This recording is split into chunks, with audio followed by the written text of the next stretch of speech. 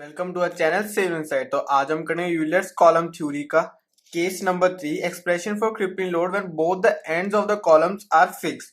तो इससे पहले हम दो केस कर चुके हैं, case number 1 and case number 2। उनके लिंक आपको डिस्क्रिप्शन में मिल जाएंगे। तो आज का लेक्चर शुरू करने से पहले अगर आपने हमारे चैनल सिविल इनसाइट को नहीं सब्सक्राइब करा तो अभी कर लीजिए। तो देखो हर एक केस में कुछ अलग ना अलग आता रहता है। देखो केस 3 में देखो क्या लगाएगा, expression for crippling load when both the ends of the columns are fixed. ठीक है ना, तो कॉलम के दोनों एंड्स हमारे फिक्स रहेंगे। देखो consider column A B of length L and uniform cross sectional area fixed at both of its end A and B. तो दोनों एंड्स पे हमारे ऐसे फिक्स है। Let P is the crippling load at which the column has just buckled. तो हम कहते हैं यार कि ऐसा हमने लोड लिया जहां पे जस्ट अभी बकलिंग अकर हुई है ड्यू टू फिक्स्ड एंड्स। ठीक है, ये मैंने रेड से इसलिए लिखा है क्योंकि बहुत इंपॉर्टेंट लाइन है। Due to fixed ends there will be fixed end movements. ठीक है ना, अगर फिक्स्ड एंड्स है तो हमारे यहाँ फिक्स एंड मूवमेंट्स अकर हो रही है। There will be fixed end movements at the ends A and B. ठीक है, ए एंड बी पे देखो इस तरह कुछ हमारी फिक्स एंड मूवमेंट्स हमारी अकर हो रही है। ठीक है, आपने पढ़ा हुआ फिक्स एंड मूवमेंट्स या स्लोप डिफ्लेक्शन मेथड या स्लोप इक्वेशन मेथड या कानिज मेथड, उसमें सब हम फिक्स एंड मूवमेंट्स जो निकालते हैं तो वो हमारे यहाँ पे अकर हो रही है।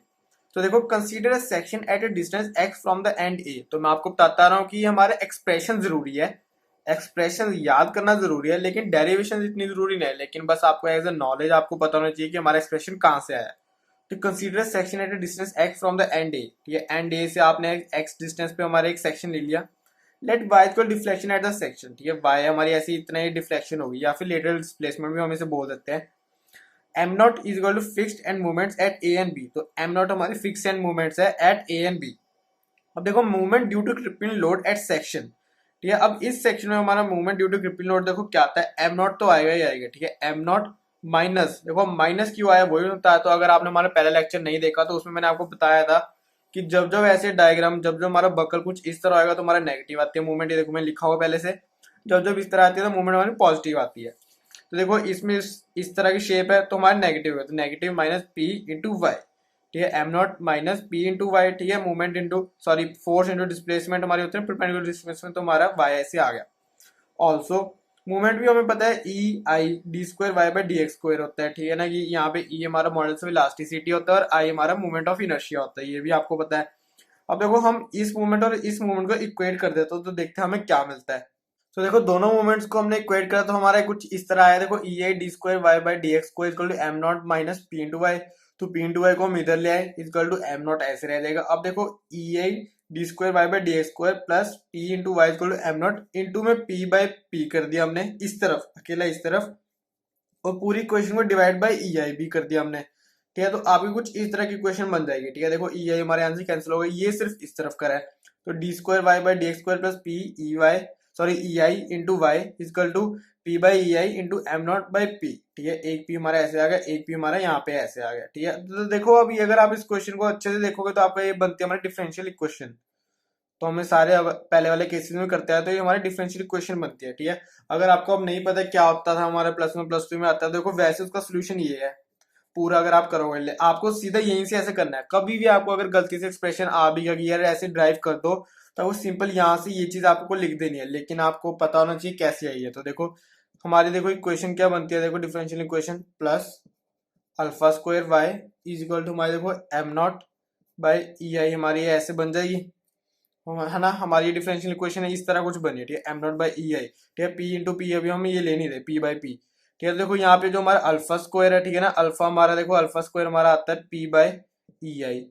ठीक है, देखो पी बाई ई आई आता है तो मतलब कि हमारा अल्फा यहाँ पे under root P by E आई आता है। ठीक है, ये तो आपको समझ आ गया। अब देखो अब इसका सोल्यूशन क्या होता है आपको पता है, वाई इक्वल टू देखो क्या आएगा हमारा सोल्यूशन, हमारा सबसे पहले अगर देखो C one cos alpha x plus C two sine alpha x. ठीक है, प्लस, ठीक है, प्लस में देखो क्या होता है एम नॉट बाई ई आई। ठीक है, जो हमारा ये इक्वल टू होता है, ठीक है, डिवाइडेड बाय हमारा क्या होता है अल्फा स्क्वायर। ठीक है, अल्फा स्क्वायर, तो अल्फा स्क्वायर हमारा देखो पी बाई ई आई था। तो आपको अच्छे से यहाँ पे आपको वैल्यू डालोगे तो आपको कुछ इस तरह ये ऐसे निकल आता है। तो ये आपकी क्वेश्चन बन जाएगी। देखो अंडर रूट तभी आया ना क्योंकि अल्फा अकेला था। ठीक है, इंटू एक्स में आपका ऐसे आ गया, तो आपकी ऐसे ही पूरी डिफरेंशियल इक्वेशन का सोल्यूशन आ जाता है। ठीक है, अब ये सोल्यूशन आ गया तो अब देखते हैं इससे क्या करेंगे आगे। तो देखो इसके बाद हमारी आती है बाउंड्री कंडीशंस। तो बाउंड्री कंडीशंस हमारी दो ही होंगी, एक ए पे और एक बी पे। तो देखो एट एंड ए हमारा देखो क्या होगी, x equal 0 y equal to zero और d Y by D x equal to zero because fixed end. तो ये मैंने आपको लेक्चर 1 में आपको समझाया था, लेकिन अभी मैं आपको दिखाया था सारी चीजें।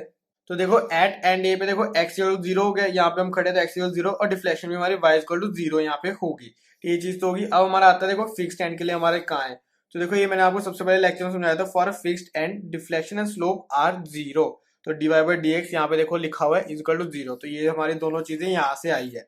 तो ये ऐसे हो गया। तो देखो हम सबसे पहले बाउंड्री कंडीशन और एट एंड बी तो आपको पता ही है, एक्स इक्वल टू एल हो जाएगा और वाई इक्वल टू हमारी डिफ्लेक्शन तो जीरो ही रहेगी। कैसे रहेगी मैं आपको दिखा देता हूँ। तो आप देख सकते हैं यहाँ पे हमारी एक्स तो ये पूरा ऐसे बड़ा हो गया ना, बी पे हम पहुंच गए, ए से बी पे तो एल हो जाएगा एक्स और वाई हमारे यहाँ पे जीरो ही है, ठीक है सेम। तो यहाँ पे ऐसे जीरो। तो सबसे पहले हम इक्वेशन वन सॉरी सबसे पहले हम बाउंड्री कंडीशन वन अप्लाई करते हैं। तो at A equal to x equal zero y equal zero d Y by D x equal zero. तो substituting these values in equation one we get. तो कौन सी equation में हमने सारा कुछ डाला, हमने डाला इस वाली इक्वेशन में, ठीक है। ये हमारी सारी इक्वेशन, ये हमारी इक्वेशन वन है। तो इसमें हमने सारी वैल्यू डाली, एक्स इक्वल टू जीरो डाल दिया, ठीक है। तो सिंपल आपका ये सारी चीजें आ जाएंगी, ठीक है। तो zero C one into cos zero degree plus C two sine zero degree plus M naught by P, ठीक है। अब देखो कॉस जीरो तो हमारे यहाँ पे वन हो जाता है, साइन जीरो जीरो रहता है, ठीक है। तो ये सारा जैसे जीरो हो गया तो ये सी वन रहेगा, C one plus M naught by P. M naught आपका इधर चलाएगा तो मतलब C one equal to minus M naught by P, आपकी सी वन की वैल्यू आ गई। तो हम कर देंगे अब differentiating equation one respect to X we get. तो जब जब आपका देखो डीवाई बाई डी एक्स हमारा आता है यहाँ पे फिक्स एंड को आता है, तो हम इक्वेशन वन को डिफरेंशिएट कर देंगे, ठीक है। उसको डिफरेंशिएट करने के बाद हमारे देखो सी टू की वैल्यू आती है, तो वो देख लेते हैं क्या आती है। तो देखो डिफरेंशिएट हमने ऐसे कर दिया इक्वेशन वन को। हमारी देखो इक्वेशन वन क्या थी हमारी, ये वाली सारी कॉस को जब भी आप करोगे तो माइनस वन साइन आ जाता है ना, माइनस वन मतलब माइनस साइन हो जाता है, ठीक है। आपको पता ही है कॉस का हमेशा माइनस हो जाता है। तो ऐसे करते हैं, हमारी ये डिफरेंशिएट हमारा ऐसे हो गया। तो D Y by D X आपका जीरो था, सारी आपने बाउंड्री कंडीशन आपने दोबारा से डाल दी, ठीक है। सारी बाउंड्री कंडीशन आपने दोबारा से डाली। देखो सी वन इंटू जीरो हो जाएगा sine zero zero degree, sorry sine zero degree equal zero plus C two इन यहाँ पे अब एक्स जीरो डालोगे तो वन आ जाएगा, ठीक है। अंडर इंटू में ये पी वाई ई आई, तो C two under root P Y E I equal to zero, ठीक है। अब देखो अंडर रूट, देखो अब यहाँ से क्या फर्क पड़ता है, देखो यहाँ से पता चलता है कि सी टू जीरो हो सकता है या फिर और under root P by E आई, ठीक है। अब देखो under root P by E आई अगर आप जीरो कर दोगे इसका मतलब कि आपकी बकलिंग आकर ही नहीं हुई, ठीक है, आपका बकल हुआ ही नहीं। तो वो तो हमारा हो चुका है, तो इसका मतलब कि हम सी टू को जीरो कर देंगे, ठीक है। हमारी डिफ्लेक्शन आएगी नहीं इसका मतलब, अगर ये सारा जीरो हो गया तो इसलिए हमारा C two equal to zero हो जाएगा, ठीक है। देखो putting values of C one and C two in equation one, equation one में हमने सारी वैल्यूज डाल दी, तो आपकी कुछ इस तरह की इक्वेशन निकलेगी, ठीक है। ये आपकी इक्वेशन नंबर टू हो जाएगी, ठीक है। मैं जल्दी जल्दी इसलिए करा रहा हूँ क्योंकि यार इसका थोड़ा सा कम मतलब है, आपको एक्सप्रेशन पे पहुंचना ज्यादा जल्दी है। देखो वाई इक्वल टू आपके minus M naught by P cos हमारे, ठीक है। एम नॉट बाई पी हमारे यहाँ से आता है सी वन, सी टू वाली वैल्यू तो सारी जीरो हो जाएगी plus M naught by P, ठीक है। सारी चीजें आ गई। तो अब देखो अब आते हैं बाउंड्री कंडीशन नंबर टू पर। वो क्या बोलती है, at B X equal to L Y equal to zero, ठीक है। अब इससे हमारा एक्सप्रेशन निकल आएगा कैसे, देखो substitute this value in equation two we get, ठीक है। सारी वैल्यूज आपने इधर डाल दी। देखो y की हमारे देखो यहाँ पे zero M naught by P cos L, ठीक है। L under root P by E I plus M naught by P, ठीक है। अब एम नॉट बाई पी आपका इधर चला जाएगा, ठीक है। या फिर आप इसी क्वेश्चन को यहाँ पे लेकर जाओ तो पॉजिटिव हो जाएगी। तो वही चीज हमने यहाँ पे करेंगे, M naught by P M naught by cut जाएंगे, तो कॉस ब्रैकेट में देखो L under root P by equal to one आया था, ठीक है। वन कब कब आता है, कॉस कॉस जीरो डिग्री पे आता है, कॉस टू पाई पे आता है, कॉस फोर पाई पे और सो ऑन, ठीक है। अब कॉस से कॉस हमने काट दिया तो सिंपल एंगल हमारे कट गया, तो सिंपली वैल्यूज है। तो L under root P by equal to zero two pi four pi. तो हम कहते हैं कि simple taking least practical value लेते हैं। देखो जीरो तो हमारी कभी हो ही नहीं सकती, ठीक है। लीस्ट प्रैक्टिकल वैल्यू हम कैसे होगी जीरो, तो देखो उसके नेक्स्ट ले लेंगे। तो नेक्स्ट हमारी देखो टू पाई आती है, तो ऐसे हम यहाँ से हम पी की वैल्यू निकालेंगे जो कि हमारा क्रिप्लिंग लोड निकाला हमने केस थ्री के लिए। तो यहाँ से अगर आप निकालोगे तो स्क्वेयरिंग करनी पड़ेगी, स्क्वेयरिंग करोगे तो देखो कुछ पी हमारा कुछ इस तरह आता है, पी हमारा आता है four pi square E I by L square, ठीक है। तो यहाँ पे मैं लिख सकता हूँ कि क्रिप्लिंग लोड है, ठीक है। और हमने इसी एक्सप्रेशन पे पहुंचना था, ठीक है। इसी एक्सप्रेशन में पहुंचना था, P equal to four pi square E I by L square, ठीक है। तो ये हमारा C T M commit to memory, मतलब कि आपको ये याद करना है कि जब जब हमारा दोनों एंड्स हमारे फिक्स होते हैं तो आपका पी की वैल्यू क्या आती है क्रिप्लिंग लोड की, four pi square E I by L square, ठीक है। बहुत इंपॉर्टेंट है ये एक्सप्रेशन, ठीक है। चार एक्सप्रेशन आपको ऐसे याद करने हैं, दो हमने कर लिए, तीसरा अब है, चौथा आपको बाद में करना है। तो देखो अब उसके बाद देखो कभी कभी टीचर्स कहते हैं ऑल्टरनेट मेथड भी करा करो। ऑल्टरनेट मेथड होता है हमारा इक्विवेलेंट कॉलम के लिए, ठीक है। अब इसके ज्यादा डीप में जाते हैं, वैसे इक्वल टू सेम होता है, ये सारा फॉर्मूला सेम रहता है। इसको कंपेयर करके हमारी इफेक्टिव लेंथ निकलती है, जो कि हमारे देखो कहते हैं effective length L equal to L by two, ठीक है। अगर आप यहाँ से इसको कंपेयर करोगे ना तो आपकी इफेक्टिव लेंथ आती है एल बाई टू, ठीक है, आंसर सेम आएंगे, आप किसी से भी कर सकते हैं। कभी कभी लिख देते हैं इक्विवेलेंट कॉलम लिखते हैं, इक्विवेलेंट स्ट्रट लिख देते हैं, तो आपको ऐसे करना पड़ता है। या फिर किसी के टीचर्स कहते हैं कि आपको सिर्फ फॉर्मूला ये वाला यूज करना है, मैं आपको सिंपल लेंथ दूंगा, आपको इफेक्टिव लेंथ निकालनी है, फिर यहाँ पे आपको वैल्यू डालनी है, फिर आपको ये वैल्यू निकालनी है। ठीक है, क्रिप्लिंग लोड की कोई भी टीचर्स कुछ ऐसे कर देते हैं। तो देखो यहाँ से आपका पूरा ऐसे हो गया। और इसके बाद एक चीज रहती है सेफ लोड। तो सेफ लोड हमारा क्या बोलता है, crippling load by factor of safety. तो सेफ लोड का देखो क्या मतलब होता है कि जैसे समझो अगर हमारा 1000 न्यूटन लोड हमारा ये ऐसे क्रिपिंग लोड है और हमारा सेफ लोड 700 न्यूटन है। ठीक है, मतलब कि यहाँ तक सेफ रहेगा। अब अगर आप इससे ऊपर यहाँ तक जाओगे ना तो आपको चांसेस है कि बकल हो जाए हो जाए हो जाए। जब आपका 1000 पर आ गया इसका मतलब आपको बकल हो ही गया। ठीक है, तो बस इसका मतलब सेफ लोड का मतलब ये होता है। तो ये आपको पूरा केस 3 के पूरा वैल्यूज थी, ये हमने पूरा एक्सप्रेशन करा सिर्फ इसके लिए, मतलब पूरी डेरिवेशन हमने करी सिर्फ इस चीज के लिए। ठीक है, अब इस पे क्वेश्चन करते हैं, आपको और अच्छे समझ आएगी कैसा क्वेश्चन आता है।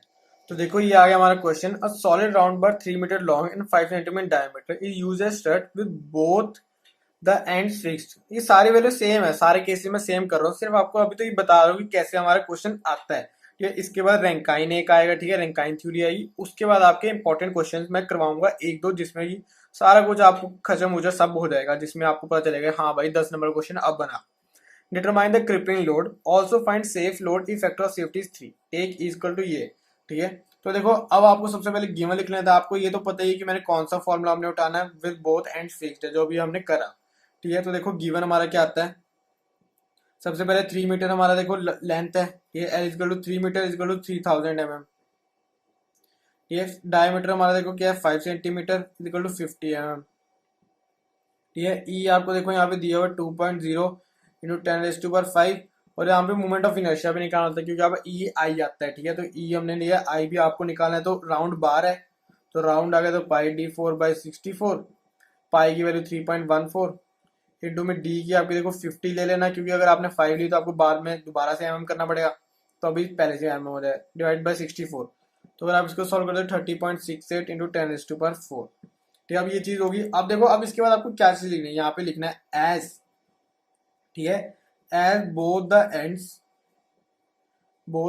Of shaft are fixed, as both the ends of shaft are fixed therefore. ये देयरफॉर ये क्रिपलिंग लोड हमारा देखो पी इक्वल टू क्या हमारा फॉर्मूला अभी आपको क्या था 4π² ये इज इक्वल टू यहाँ पे क्या आ जाएगा, देखो सारी वैल्यूज डाल दोगे, 4 इंटू 3.14 का स्क्वायर इंटू ई हमारे यहाँ पे क्या आता है 2.0 इंटू 10⁵। आई हमारा 30.68 into 10⁴ divided by L square देखो यहाँ पे हमारा क्या है 3000, तो 3000 का स्क्वायर। अगर आप इसको पूरा अच्छे से सॉल्व करो तो आपको देखो पी की वैल्यू आती है 269,152 न्यूटन। ठीक है, आपकी कुछ ये आ गई वैल्यू। अब जो हमारी ये आई है, तो देखो अब ये आपको ये निकालना है, डिटरमाइन द क्रिपलिंग लोड, फिर फाइंड सेफ लोड पी। अब सेफ लोड भी निकाल लेते हैं। ठीक है, तो सेफ लोड भी निकाल लेते हैं। इसका मतलब क्या होगा, इतना लोड जब भी लग गया ना आपको बकल हो ही जाएगा, थोड़ा सा इससे भी कम लगा फिर भी बकल हो ही जाएगा। देखो सेफ लोड आपका देखो पी 269,152 डिवाइडेड बाय आपका 3 होगा, फैक्टर ऑफ सेफ्टी दिया हुआ आपको 3। तो फैक्टर ऑफ सेफ्टी आपको 3 दिया हुआ, तो देखो यहाँ पे आपकी वैल्यू होगी 89717.3 न्यूटन। ठीक है, अब देखो ये चीज तो आपकी होगी। अब मैं आपको एक काम दे रहा हूँ, आपको क्या करना है, ऑल्टरनेट मेथड से आपको एक बार करके देखना है। ठीक है, ऑल्टरनेट मेथड से आप एक बार करके देखना, आपको पता चल जाएगा कि आंसर इसके करीब आ रहा है नहीं आ रहा। मतलब कि मैंने तो थोड़ा राउंड ऑफ कर दिया, अगर आप राउंड ऑफ नहीं भी करोगे फिर भी आपको कुछ इतनी वैल्यू, तो यहाँ तक तो आपकी वैल्यू आनी चाहिए। ठीक है, 5-2 में थोड़ा सा शायद गड़बड़ी हो सकती है बस। ठीक है, इससे ज्यादा नहीं होगा। तो इससे आपको मुझे भी आपको कमेंट करके बताना कि आपको सेम आ रहा है नहीं आ रहा। ठीक है, ये आपका पूरा एक केस 3 था इसका यूलर्स कॉलम थ्योरी का। तो देखो अगर आपको केस 1 केस 2 और केस 3 भी अब ये समझ आ गया और केस 4 देखना चाहते हो तो प्लीज इस वीडियो को लाइक करना, शेयर करना, कमेंट करना और हमारे चैनल सिविल साइको जरूर सब्सक्राइब करना। Thank you for watching.